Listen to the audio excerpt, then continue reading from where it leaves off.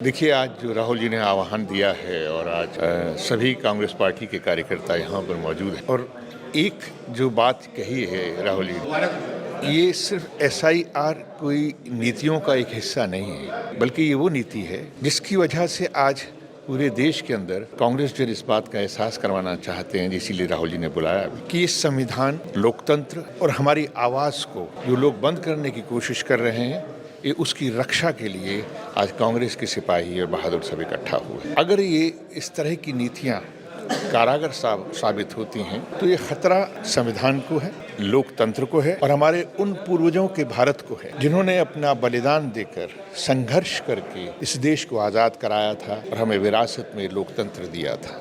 राहुल जी का जो एक मंतव्य है ये बहुत साफ है कि हमें अपने पुरखों की, अपने बुजुर्गों की उस विरासत को जिसके अंदर हम खुलकर बात कर सकें। अगर हम बात करते हैं तो हमें दुश्मन न बनाया जाए, अगर हम सवाल पूछते हैं तो हमें अपराधी न माना जाए। लोकतंत्र जो का अधिकार जो है, हम कोई भीख नहीं मांगते। लोकतंत्र में सवाल जवाब, बातचीत, ये हमारा अधिकार है और हमसे हमारा कोई अधिकार नहीं छीन सकता। आज इसी के आह्वान के लिए राहुल जी ने आज सभी कांग्रेस कार्यकर्ताओं को, कांग्रेस के सभी बहादुर साथी यहाँ पर एकत्रित किया है। राहुल जी की हुंकार है और ये मैं कह सकता हूँ कि इनके हठधर्मिता मोदी सरकार और विशेषकर अमित शाह जी जो गृह मंत्री हैं, उनको मैं कहना चाहता हूँ, एक तो चोरी, ऊपर से सीना जोरी।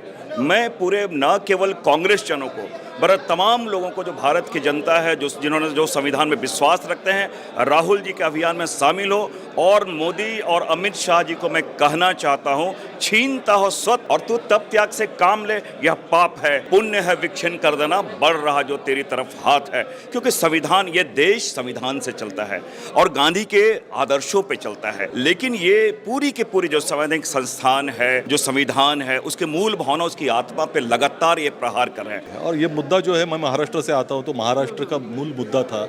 राहुल जी ने जब सबूत दिए थे तो उसमें महाराष्ट्र भी शामिल था।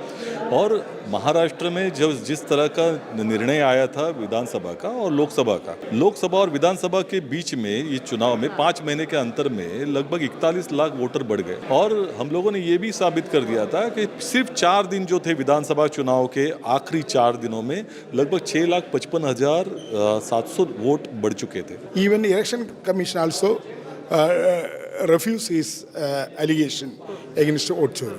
But now the people can understand that vote chori is there.